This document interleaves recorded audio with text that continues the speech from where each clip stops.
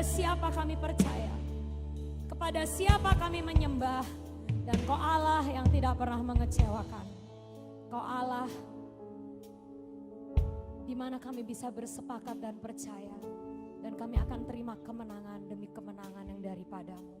Terima kasih Tuhan, Kau berfirman untuk setiap kami. Engkau kenyangkan kami hari ini dengan kebenaran firman-Mu. Di dalam nama-Mu kami berdoa dan mengucap syukur. Semua yang siap dan akan kenyang dengan firman, katakan amin. Shalom saudara. Ya, hari ini siap-siap kenyang firman, amin. Karena akan ada 3 orang yang sharing. Kali ini saya akan dapat giliran pertama disebabkan yang 2 habis WL. Mereka bilang tarik nafas dulu ya, jadi saya yang keyboard duluan. Oke, hari ini mari kita dengarkan kebenaran firman dan menjadi kenyang dengan firman Tuhan. Ya, saya beri judul renungan saya pada malam hari ini, di bumi seperti di surga. Amin. Ayo katakan sama-sama, di bumi seperti di surga. 1, 2, 3. Di bumi seperti di surga. Ya. Oke saudara, ini adalah doa Yesus. Ya, Tuhan berkata, kalau engkau berdoa, doa seperti ini. Ya. Jadi ini bukan perkataan dari ahli Taurat atau murid Yesus atau nabi atau motivator, dipikirnya ini quotes-nya dari motivator, bukan ya. Tapi ini adalah perkataan Yesus sendiri. Waktu Tuhan berkata kepada murid-muridnya, murid-muridnya nanya, Tuhan caranya berdoa tuh gimana sih? Gitu. Lalu Tuhan ngomong, kamu kalau doa ngomong seperti ini ya. Gitu. Bapa kami yang di surga, dikuduskanlah namamu. Datanglah kerajaanmu di bumi seperti di surga. Jadi Tuhan, ini quotes-nya datangnya dari Yesus sendiri. Dan ini adalah pola yang Tuhan inginkan untuk setiap kita anak-anaknya nikmati. Bahwa di bumi ini gak kayak neraka. Bahwa di bumi ini kagak penuh dengan penderitaan. Kalau Tuhan Yesus ngomong menderita aja di bumi, nanti seneng-senengnya di surga. Gak akan ada perkataan ini. Tapi Tuhan ngomong, kamu harus berdoa supaya hidupmu di bumi ini kayak di surga. Ya. Kalau orang mungkin ngomongnya gak apa-apa menderita di bumi, yang penting nanti di surga saya senang. Ya kalau memang imannya seperti itu ya terserah. Tapi Yesus berkata, jadilah Tuhan kehendakmu di bumi seperti di surga. Berarti buminya kayak surga enggak? Harusnya iya. Nah, jadi hari ini kita akan menangkap pola yang surga punya. Dan kita harus terapkan pola itu di dunia ini supaya kenyataannya terjadi bahwa di bumi ini kita merasakan surga. Amin. Nah, saudara, iblis melakukan hal yang berbeda dengan yang Yesus lakukan. Kalau Tuhan ngomong, kamu di dunia ini harus ngalamin surga. Tapi iblis itu cara kerjanya beda sama Tuhan. Saya akan ungkapkan bagaimana Bapak segala penipu itu seringkali menjebak manusia dengan pola yang sama. Saudara tahu pola ya, pattern. Ya. Pola itu adalah sesuatu dasar yang akan membentuk sesuatu. Misalnya kayak orang kalau mau jahit baju, polanya celana ya jadinya celana. Polanya baju jadinya baju. Nah, itu kalau dari pola itu kita bisa melihat cara kerjanya. Nah, iblis itu dari zaman dulu sampai zaman sekarang cara kerjanya selalu sama, percayalah. Dia selalu membawa kita tidak puas dengan keadaan kita. Ya. Kalau Tuhan ngomong, kamu bisa membuat bumi, membuat hidupmu yang sekarang menjadi seperti surga. Kamu bisa nak. Membuat hidupmu ini menjadi taman Eden. Membuat hidupmu ini menjadi kesukaan. Tuhan ngomong gitu, iblis berkata lain. Kalau iblis cara kerjanya, cara membujuknya selalu membuat kita gak puas sama keadaan. Dosa pertama manusia. Apa itu? Adam Hawa. Saudara, percayalah Adam Hawa itu adalah manusia yang harusnya paling bahagia di bumi ini, benar? Mereka mendapatkan taman Eden di mana mereka nggak terlalu harus bekerja keras. Mereka bisa makan, minum sepuasnya. Mereka dipuaskan oleh Tuhan. Mereka nggak ngalamin pergumulan hidup. Mereka nggak ngalamin kesulitan apapun. Tapi di dalam kenyamanan yang ternyaman sekalipun, iblis berkata, kamu puas sama keadaan kamu yang sekarang? Kamu happy? Lalu Hawa dengan polosnya, ya, aku boleh makan semua buah di taman ini. Aku boleh nikmatin semua yang Tuhan sediakan. Tapi iblis pola kerjanya selalu apa? Bikin kita gak puas sama keadaan kita. Dan dia berkata, tapi kamu gak kayak Tuhan kan? Tapi kamu belum kayak Tuhan. Coba kalau kamu makan buah pengetahuan baik dan jahat ini, kamu jadi kayak Tuhan. Itu dosa manusia yang pertama tuh karena apa? Jebakan iblis membuat gak puas sama keadaan. Padahal keadaannya udah sangat baik. Tapi dia tetap memakai pola itu. Karena dia bapak segala kejahatan. Lucifer pun tidak puas sama keadaannya. Ya, kita harus tahu jebakannya. Karena dia sifatnya begitu. Lucifer adalah malaikat tertinggi di surga, lebih tinggi dari Gabriel, lebih tinggi dari Rafael, lebih tinggi, dia pemimpin para malaikat. Dia adalah penyembah yang luar biasa. Dia tangan kanan Allah sendiri. Tapi apa?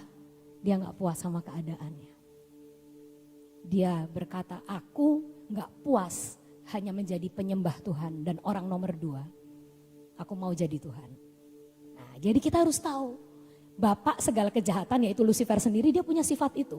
Dan dia akan menarik kita, menarik anak-anaknya untuk masuk dalam jebakannya dengan cara yang sama. Tidak pernah puas. Selalu berandai-andai, andaikan aku menjadi ini, andaikan aku menjadi itu. Ini pola yang sama dipakai oleh iblis juga terhadap bangsa Israel. Bangsa Israel berpuluh-puluh, beratus-ratus tahun dijajah oleh Mesir. Mereka berseru kepada Tuhan, Tuhan bebaskan kami dari Mesir. Lalu Tuhan mendengar doa mereka. Tuhan keluarkan mereka dari Mesir dengan cara yang ajaib. Sampai orang Mesir kalah semua. Gak bisa menyentuh bangsa pilihan Tuhan. Tapi di gurun apa yang iblis bujukan kepada mereka. Sampai mereka mati. Andaikan kamu di Mesir lebih enak. Udah bebas loh saudara. Udah lebih enak keadaannya. Tapi tetap gak puas. Sehingga bangsa Israel mengucapkan, lebih baik aku mati di Mesir daripada aku jalanin hidup seperti ini. Saudara, iblis pakai pola berulang-ulang, zaman ke zaman sama polanya. Yaitu mereka membuat kita gak puas sama hidup kita. Terus zaman sekarang apa? Jebakan iblis yang membuat nanti kita gak puas sama hidup kita. Ini lebih dahsyat lagi saudara. Berapa dari saudara yang hari-hari ini mendengar tentang metaverse? Angkat tangan. Angkat tangan. Oh, banyak yang gak tahu tentang metaverse ya? Oke, saya mau ceritakan ya. Karena gak banyak yang tahu, saya ceritakan sedikit tentang metaverse. Saya gak ngomong apapun tentang metaverse atau saya anti atau apa ya. Tapi polanya berulang. Metaverse itu adalah suatu platform yang diciptakan oleh perusahaan-perusahaan raksasa teknologi di dunia ini. Facebook, Instagram, Apple, Microsoft, dan semua perusahaan-perusahaan teknologi yang terbaik di dunia ini. Hari-hari ini mereka sedang membuat yang namanya metaverse. Mereka akan bikin suatu dunia digital, dunia maya, dunia virtual, dan mereka akan bikin itu persis seperti kehidupan di dunia ini, bahkan lebih baik. Ya. Bahkan saudara bisa jadi orang lain di dunia itu. Kalau saudara di sini pendek, saya 150 cuman tingginya, ya pas loh saudara 150.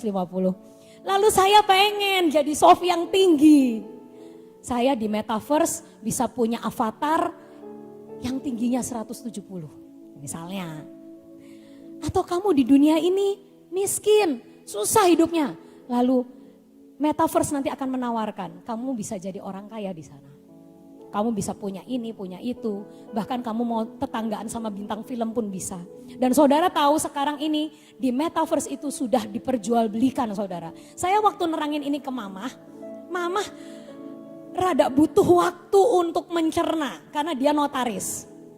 Mah, di metaverse itu ya mah, dunia khayalan itu mah. Kita bisa beli rumah loh mah. Oh, maksudnya gimana? Notaris ya kan? Tanahnya di mana? Kata mama. Ya di dunia khayalan. Terus nanti perusahaan itu akan bikin kota di dunia khayalan itu. Lalu kamu bisa beli kafling di situ. Lah kalau misalnya kita beli kafling di sana, kita punya sertifikat digital. Semuanya nggak bisa diraba, semuanya nggak bisa dirasakan. Tapi pokoknya kita punya di dunia itu. Loh kok ada yang mau beli kata mama. Karena dia notaris, dia juga butuh waktu untuk mencerna akan ini. Ada yang mau beli. Karena apa? Dunia akan dibawa untuk lari dari kenyataan. Dunia akan dibawa keluar dari kenyataan yang saat ini mereka rasakan. Kalau di dunia ini, saya rumahnya kecil, saya pengen kaya di metaverse. Saya akan beli kafling yang banyak karena harga tanahnya kan beda saudara. Kalau di metaverse kan harga tanahnya kan masih murah ya kan. Kalau di sini kan sudah mahal. Jadi metaverse masih murah gitu. Saya akan beli mobil, saya akan beli sepatu Nike, semua jualan di metaverse saudara. Bisa dipegang nggak barangnya? Nggak bisa. Semuanya serba angan-angan belaka, virtual. Tapi apa sih yang mereka coba jual? Mereka coba jual orang untuk lari dari kenyataan hidup. Mereka akan biarkan orang, oke kamu sudah menderita di dunia ini, ayo kita buat dunia virtual. Nanti saudara akan pakai kacamata kayak gitu itu loh, namanya VR. Saudara akan jalan-jalan, oh ini rumah saya, ini rumahnya tetangga saya, bla bla. Kalau ada artis beli di sini, kamu beli di sebelahnya berarti kamu tetanggaan sama artis itu. Begitu di dunia maya nantinya. Tapi sekali lagi saya mau ngomong apa sih? Ini pola yang iblis tawarkan saat ini. Bahwa kamu larilah dari kenyataan. Karena kenyataan ini begitu pahit. Ini padang gurun. Ini gak menyenangkan. Ayo lari dari kenyataan.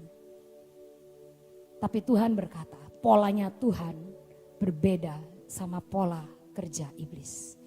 Tuhan gak pernah bohongin kita. Tuhan gak pernah nyuruh kita lari dari kenyataan. Tuhan gak pernah nyuruh kita lari dari padang gurun. Tapi Tuhan ngomong apa? Jalani padang gurun itu sampai Kanaan. Amin. Nah, jadi gimana ya caranya Tuhan? Supaya aku bisa menjadikan bumiku ini menjadi surga. Karena yang engkau katakan bukan supaya aku lari dari kenyataan. Bukan supaya aku menjadi orang lain. Tapi aku menjadi best version of me, menjadi diriku yang terbaik di dunia ini. Aku mendirikan surgaku di dunia ini. Nah, caranya adalah kita harus belajar menerapkan pola pikir surga ke dalam cara kita bekerja, berpikir, bertindak di dunia ini. Gak ada cara lain saudara. Karena apa? Kalau saudara mau bikin baju pengantin, pakai polanya, celana jeans, gak akan jadi baju pengantin. Kalau saudara mau bikin rok tapi polanya celana, gak akan jadi roknya. Demikian juga Tuhan berkata, kalau kamu mau menghadirkan surga di bumi, berarti pola pikir surga. Semua apa yang menjadi kehendak Tuhan. Kan dikatakan, jadilah kehendakmu di bumi seperti di surga. Jadi berarti kehendak Tuhan itu kita harus ngerti. Pola pikir Tuhan, cara pandang Tuhan terhadap sesuatu, cara kerja Tuhan. Kita harus terapkan di bumi ini, amin. Mungkin ada yang nanya, ya saya gak akan khotbah lama-lama. Tapi ini adalah pembelajaran untuk kita belajar pola pikir surga. Yuk kita belajar contohnya, pola pikir surga itu seperti apa sih? Yuk kita baca dari Kolose 3 ayat 18 sampai seterusnya. Kita baca bergantian ya. Hai istri-istri, ini adalah cara pikir Tuhan. Untuk para istri, ya. Tunduklah kepada suamimu sebagaimana seharusnya di dalam Tuhan. 19.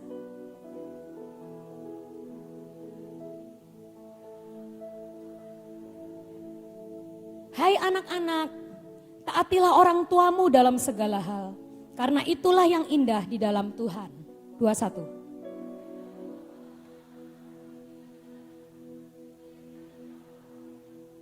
Hai hamba-hamba, taatilah Tuanmu yang di dunia ini dalam segala hal. Jangan hanya di hadapan mereka saja untuk menyenangkan mereka, melainkan dengan tulus hati karena takut akan Tuhan. 23.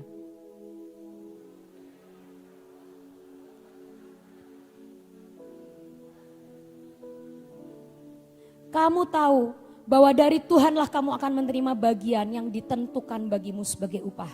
Kristus adalah Tuhan dan kamu hambanya. Jadi ini adalah contoh pola, saudara. Dan ada banyak sekali pola-pola cara berpikir Tuhan, cara kerja Tuhan, cara Tuhan memandang sesuatu, semua ada di dalam firman.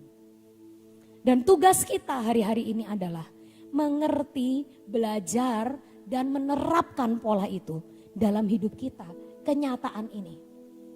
Kalau kita pengen surga ada di bumi, surga ada di hidup kita, maka kita harus tidak ada cara lain, kita harus terapkan. Ya. Saya akan memberi beberapa contoh. Ya, saya akan beri beberapa contoh tentang pola, ya, kesaksian hidup.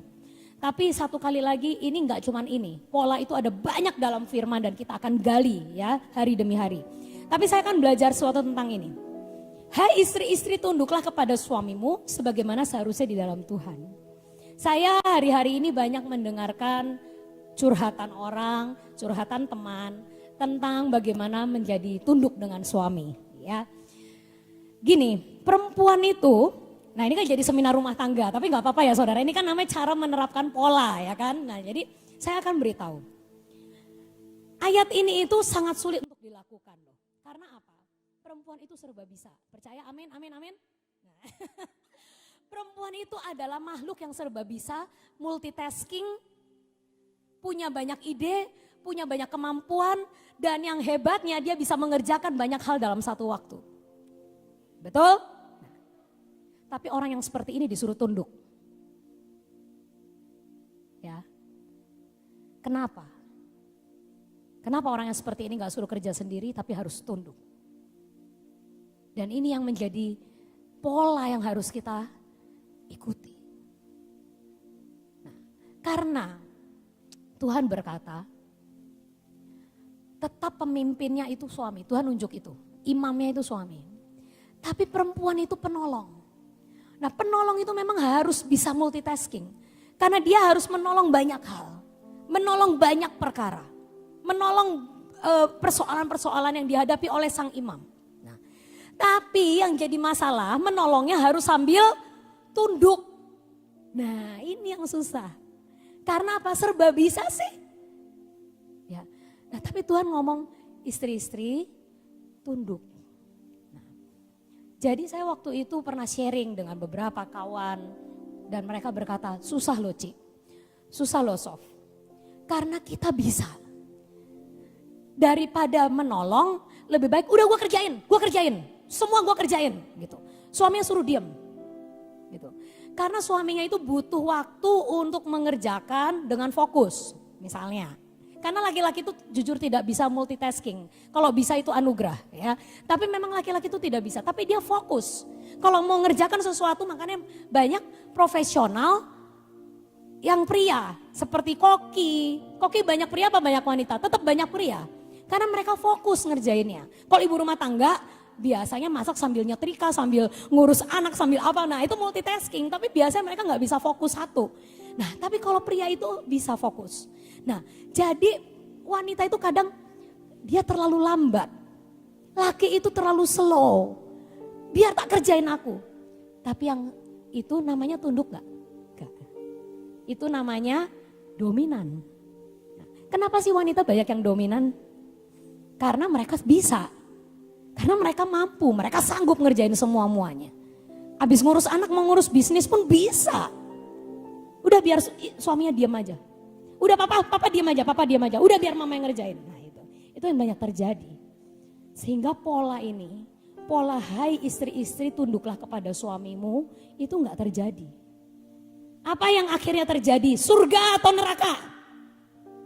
Jawab. Kalau istri-istri, udah mama aja yang ngerjain, udah biar mama yang handle, udah papa diam aja. Surga apa neraka? Neraka. Karena apa? Laki-laki diciptakan Tuhan untuk menjadi pemimpin. Di saat dia tidak mendapatkan tempat untuk dia memimpin, dia lumpuh. Dia akan berkata, oke, terserah kamu. Kamu yang memimpin. Lalu kalau udah gitu, destiny-nya gak nyampe. Ya kan? Kalau laki destiny-nya gak nyampe, dia marah-marah. Atau dia mungkin tambah diem dan tambah dingin. Terserah istrinya, mau ngapain terserah, I don't care. Kalau udah kayak gitu, rumah tangganya jadi neraka apa surga? Neraka. Ya. Nah jadi banyak pertengkaran rumah tangga itu terjadi karena apa? Saya tahu wanita serba bisa. Tapi sekali lagi, kita harus berkata, rem diri kita, aku fungsinya penolong. Aku bukan pemimpin. Imamnya tetap suamiku. Dan aku harus menghormati dia. Walaupun mungkin fase kerja dia gak secepat aku tetap akan menolong dia dengan fasenya dia. Dengan gitu, suamimu, pasanganmu akan menjadi versi yang terbaik dari hidupnya. Dan dia akan bisa menjadi seorang imam. Saya melihat akan orang tua saya juga. Ya. Ibu Nani ini serba bisa. Ya. Tapi di dalam rumah yang mengambil keputusan tetap suaminya.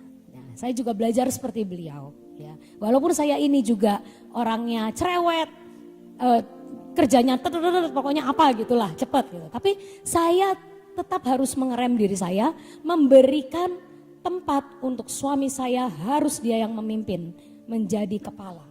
Saya akan membantu dengan sebisa saya memfasilitasi untuk dia menjadi seorang pemimpin, menjadi seorang yang Tuhan mau. Itu tugasnya wanita. Ya. Suami-suami, jangan berlaku kasar terhadap istrimu. Ini pola. Karena apa? Wanita itu kalau dikasarin sedikit, ingat 10 tahun lagi kemudian. Itu sifatnya natural. Yang ngasih pola ini itu pencipta kita. Susah dilawan, ngerti nggak? Yang ngasih pola ini adalah pencipta kita. Jadi Tuhan tuh tahu, oh adatnya perempuan tuh begini, adatnya laki begini. Laki kalau nggak dikasih kesempatan mimpin, ya udah dia lumpuh, udah terserah, diem. Kalau perempuan dikasarin, ingat 10 tahun lagi. Makanya Tuhan ngasih tahu suami-suami, jangan kasar. Baik secara fisik maupun secara verbal, secara omongan. Ya. Belajar cara ngomong yang benar. Belajar cara ngungkapin perasaan yang benar. Belajar cara ngomong yang bikin perempuan itu tidak terusik hatinya dan perasaannya. Nah, itu adalah tugas para suami. Supaya apa? Supaya wanita-wanita di rumahmu menjadi malaikat. Kalau enggak, mereka akan menjadi anak buah Lucifer yang akan menyiksa hidup Anda. Ya, benar? Kalau misalnya perempuannya dibaikin, disayang apa, mereka akan menjadi angel, mereka akan jadi malaikat. Tapi kalau enggak, wah ya udah, jadinya neraka on earth ya. Nah, hai anak-anak, taatilah orang tuamu. Ya, karena polanya anak-anak Tuhan ngerti. Susah ini. Ya kan? Anak-anak kan selalu ngerasa benar. Mama papa tuh kuno, mama papa nggak ngerti ya. Tapi Tuhan ngomong, anak-anak taat. Nanti saatnya waktunya kamu keluar dari tudung mereka. Waktunya kamu mengambil keputusan sendiri. Tapi selama mereka masih menudungi kamu menjadi cover kamu, harus taat. Ya. Hai bapak-bapak, jangan sakiti hati anakmu supaya jangan tawar hatinya. Ini adalah satu pola yang kita terapkan terhadap anak-anak kita. Jangan pernah takut minta maaf sama anak. Ya. Tuhan ngomong begini karena Tuhan tahu kalau anak dibiarkan terluka, dia akan jadi orang jahat. Berapa banyak kita nonton film dan kenyataan sehari-hari bahwa orang-orang psikopat, orang-orang yang jahat, orang-orang pembunuh itu adalah mereka yang sakit hati sama papa mamanya. Berapa banyak kenyataannya. Nah Tuhan ngomong supaya tidak terjadi neraka itu dalam hidupmu, supaya anak-anakmu jadi orang baik-baik, supaya anakmu safe sampai mereka dewasa menjadi anak yang mencapai destininya. Mari lakukan, jangan sakiti hati anakmu dan jangan membuat mereka tawar hati. Banyak orang tua yang gak berani minta maaf ke anak-anak. Dan tidak menjelaskan kepada anak-anak kenapa mereka melarang dan sebagainya. Nah ini yang kita harus pahamin. Saya sama suami saya menerapkan hal ini kepada anak-anak. Dimana kalau kita salah, kita harus berani minta maaf. Kita ngomong terus terang, mama papa salah. Ya. Dan saya juga menerapkan ini. Kalau saya itu orangnya memang suka marahnya langsung zet, emosi. Ya. Karena kadang lagi sibuk terus anak-anak ini sampai saya akhirnya membentak mereka. Nah, tapi setelah saya membentak itu, ya nggak selalu. Tapi kalau keperucut suatu saat sampai membentak, itu saya akan adakan waktu khusus untuk berberesan sama dia. Ya. Saya akan undang dia beberapa menit, lalu saya akan ngomong, Kayla atau Kean, tadi mama bentak. Ya. Kalau mau minta maaf jangan bela diri. Ya. Kalau bela diri itu apa? Karena kamu gini. Nah itu anaknya gak jadi maafin, tambah luka saudara. Jadi kalau kamu minta maaf. Mama emosi. Mama gak bisa nahan amarah mama. Mama minta maaf. Ya. Nah, terus kita boleh ngungkapin. Maksud mama tadi, kenapa mama marah? Karena mama gini. Ya, tapi mama tetap salah. Ya, tapi yang penting kamu juga berubah, harus tidak boleh begini. Nah, jadi anak itu diterangin, terus abis itu doa bareng. Ya, doa bareng, minta maaf di hadapan Tuhan, aku salah, anakku salah. Terus dia juga suruh minta maaf, suruh ngampunin mamanya. Kita harus urusin itu saudara. Karena di dalam sini dikatakan, jangan bikin mereka tawar hati. Sehingga setiap kali kalau numpuk, itu menjadi suatu benteng yang terlalu tebal yang nanti bakalnya suatu saat mereka akan sulit untuk mengampuni kita dan akan sangat sulit untuk dekat sama kita. Tapi kalau dari kecil, setiap masalah sepele diurusin sama kita, yang penting mereka jangan sampai sakit hati. Nah itu nanti akan menjadi baik dan mereka akan menjadi orang-orang yang emosinya lebih sehat. Dan Tuhan berkata, itu nanti anak-anak kamu akan mencapai destininya. Karena apa? Mereka tidak tawar hati. Yang terakhir, hamba-hamba. Di sini diomong kecenderungan hamba-hamba ternyata begini. Makanya Tuhan ngasih tahu pola supaya apa? Karena Tuhan tahu nih kalau hamba tuh biasanya begini nih sifatnya nih. Nah, makanya dikasih pola supaya lurus. Kamu jangan bekerja hanya di hadapan tuanmu untuk menyenangkan mereka. Tapi kamu harus tulus hati. Apapun yang kamu perbuat dengan segenap hati seperti untuk Tuhan bukan untuk manusia. Kecenderungan pegawai adalah, orang yang bekerja kepada orang adalah, mereka cuma lakuin kalau bosnya lihat. Tuhan ngomong kalau kamu mau heaven on earth dalam usahamu, jangan cuma yang dilihat orang yang kamu lakuin. Tapi lakukan dengan kesungguhan seperti kamu lakukan untuk Tuhan. Berkatnya beda. Tuhan ngomong apa? Kamu akan menerima bagian yang ditentukan bagimu sebagai upah. Yang ngupain siapa? Bukan bosnya kamu, Tuhan. Nah, jadi kalau pola yang seperti ini, di dalam Alkitab ada banyak pola lainnya. Yang kita harus tahu dari kejadian A, kejadian B, kejadian C, cara pikir Tuhan, cara kerja Tuhan, cara Tuhan bertindak. Itu semua polanya banyak. Nah kita belajar, amin. Supaya apa? Supaya di bumi ini, dalam realita kita yang sekarang ini, kita bisa merasakan heaven. Amin. Kaulah segalanya dalam hidupku. Kaulah segalanya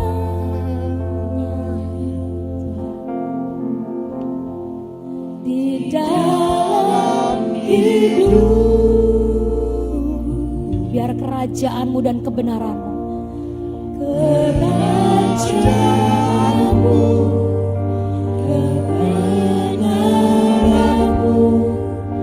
itu bagianmu.